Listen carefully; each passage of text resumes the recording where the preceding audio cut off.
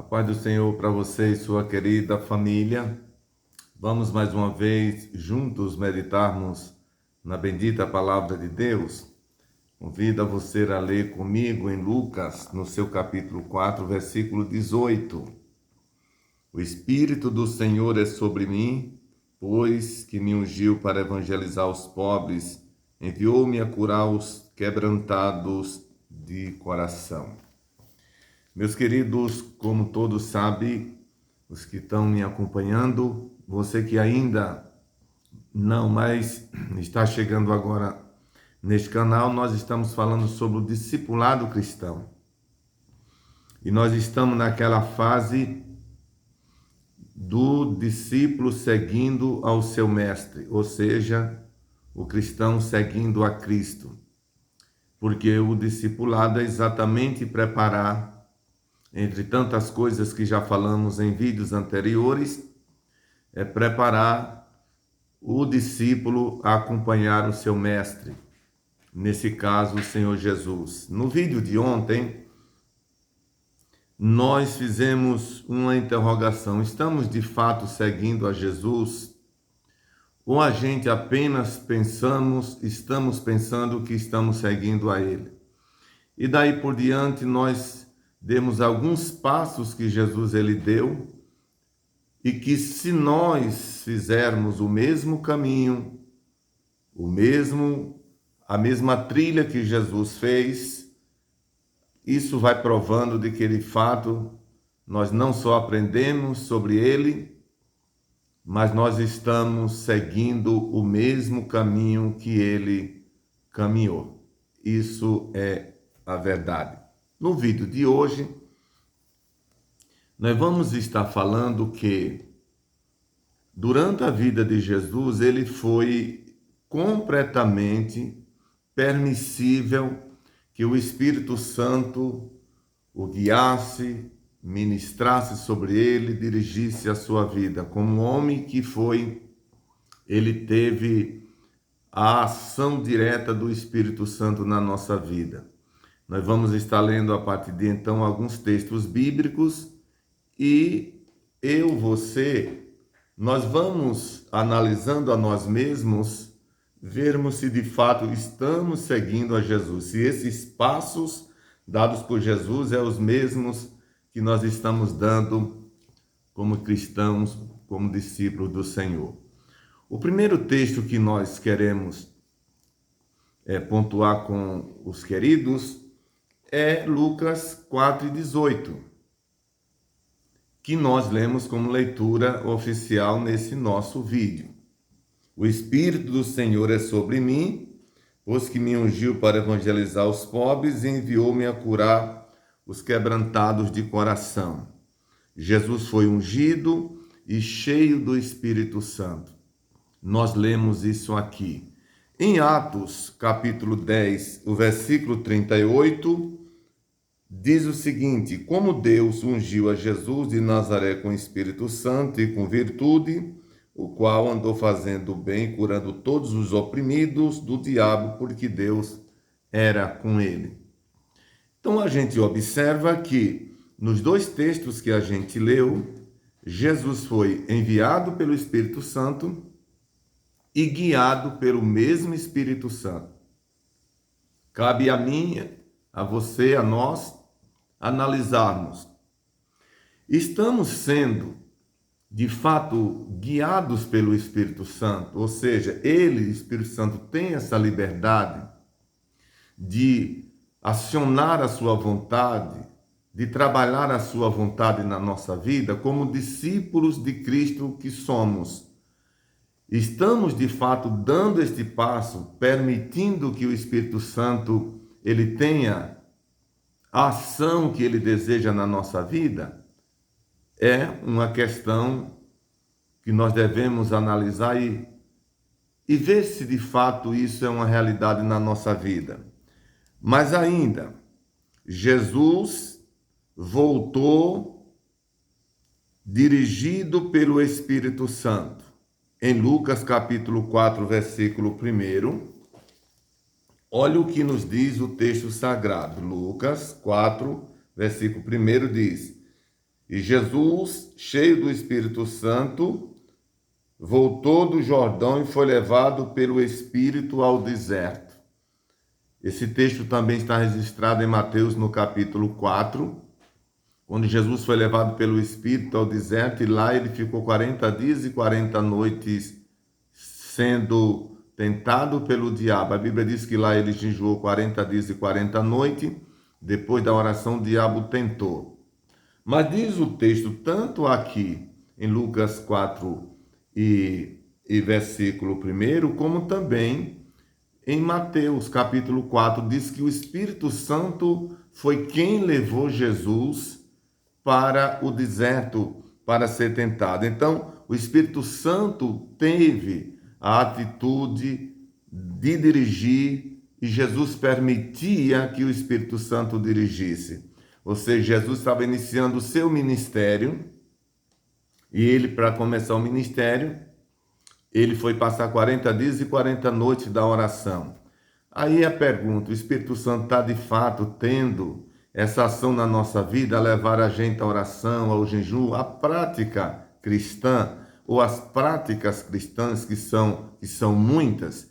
Nós precisamos analisar isso e vermos se ele tem essa liberdade em nós, como teve na pessoa de Jesus. Não esquecendo que nós estamos falando do discípulo seguindo a Cristo. E nós, lendo esse texto, esses textos, nós somos obrigados a analisar que pessoa nós somos no momento, esse momento que nós estamos vivendo como discípulos. Se ele, o Espírito Santo, tem a liberdade, como teve na vida de Jesus, de dirigi-lo em todos os passos que ele deu aqui, quando veio morrer no Calvário por nós. Prosseguindo, Jesus foi um homem de muito trabalho. João capítulo de número 5 e o versículo de número 17, veja o que nos diz o texto. Assim diz, e Jesus lhe respondeu, meu Pai trabalha até agora e eu trabalho também.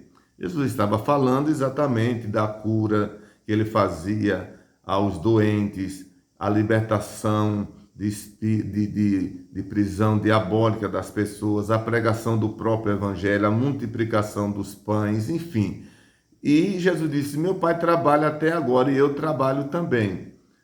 Aí a gente vem analisar a nós mesmos, somos obrigados a pensar, estou eu também trabalhando ou fazendo a parte que me cabe no reino de Deus como discípulo do Mestre Jesus?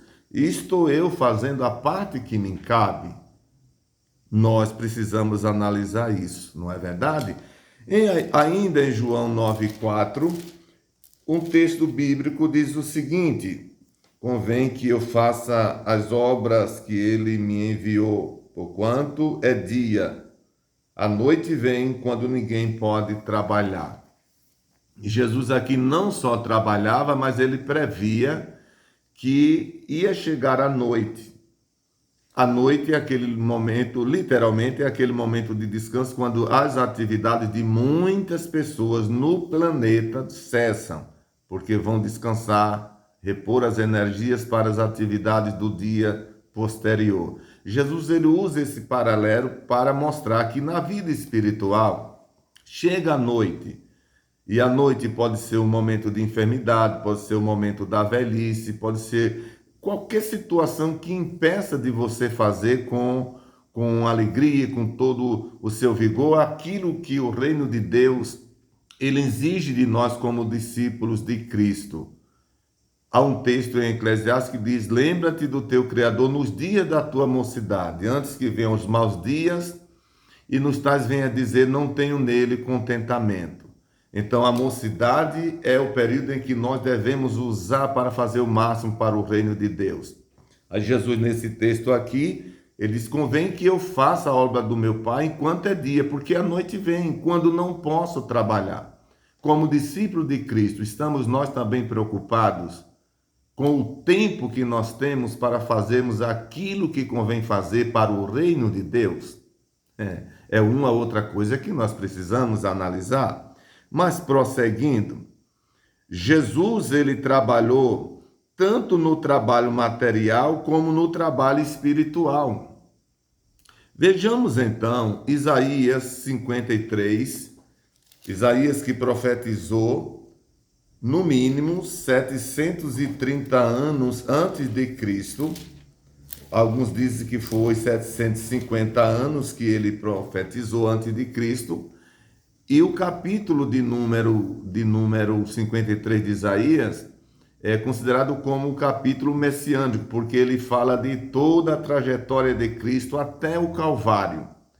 E no versículo de número 3 de Isaías 53, ele diz: era desprezado e o mais indigno entre os homens, homem de dores e experimentado nos trabalhos, e como um de quem os homens escondiam o rosto, era desprezado e não fizemos dele caso algum. Olha que Isaías já falava de Jesus mais de 700 anos atrás, quase 1000 anos atrás. Ele já profetizava a respeito de Jesus, que ele ia trabalhar. E ele trabalhou. A Bíblia mostra que ele trabalhou. Então Jesus ele trabalhou tanto no âmbito material como no âmbito espiritual.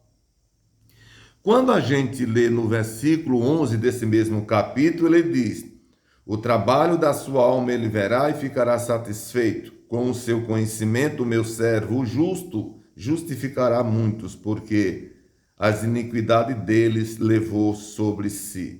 Enquanto o versículo 3 trata do trabalho físico de Jesus, o 11 trata do trabalho espiritual de Jesus, porque ele diz: o trabalho da sua alma ele verá e ficará satisfeito. E qual é o trabalho da alma de Jesus? É a salvação dos pecadores, é a criação da igreja. No momento que Jesus, ele vê a sua igreja, ele vê o seu povo servindo a ele, ele diz no texto, ele ficará satisfeito. Isaías profetizava isso já de Jesus. Então Jesus, ele foi um trabalhador tanto na área física, como qualquer outro homem, como também do lado espiritual. Jesus, ele teve esses dois lados atendidos enquanto estava por aqui. Meus queridos, e nós como seus discípulos não devemos de forma nenhuma nos conformar se nós não estamos alcançando o nosso objetivo, porque afinal o discipulado cristão é para nos ensinar não só sobre a Cristo, mas também deixar a gente apto a segui-lo. E seguir a Jesus é exatamente fazer tudo aquilo que ele fez. Porque a gente fazendo aquilo que ele fez, estamos complementando a obra que ele iniciou quando esteve por aqui. Então, se nós estamos, de fato, dentro desses quesitos que nós estamos apresentando, estamos, de fato, sendo seus discípulos, porque estamos repetindo apenas aquilo que ele fez enquanto por aqui esteve. Aqui nós vamos estar encerrando o nosso vídeo. Amanhã a gente volta ainda para analisar alguns passos que Jesus deu, e a gente analisando, a gente também vai analisar a nós mesmos, saber se a gente está fazendo o mesmo caminho que ele fez. Analise isso, tá bom? Que Deus abençoe você e a sua querida família, e eu agora vou orar por você e por toda a sua casa, para que Deus abençoe você nesse novo dia. Se você puder orar comigo, você pode fazer isso onde você estiver. Não sei se você está no carro, no caminhão, no trem, não sei onde você está agora, indo para o trabalho, preparando-se para a tarefa desse novo dia que está começando.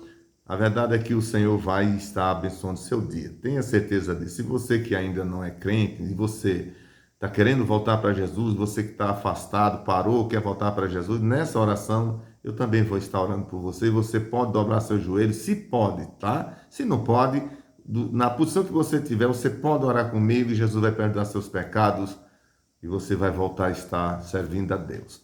Querido Jesus e Pai, ó Deus, eu te louvo por esse momento de ter podido falar a tua palavra, Senhor.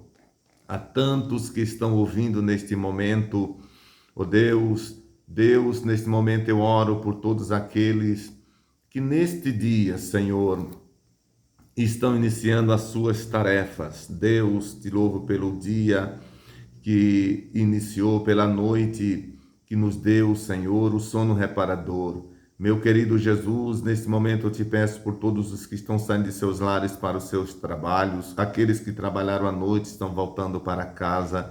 Prospera o dia de todos, meu Deus. Aqueles que estão, Senhor, voltando para Ti neste momento, aonde estiver.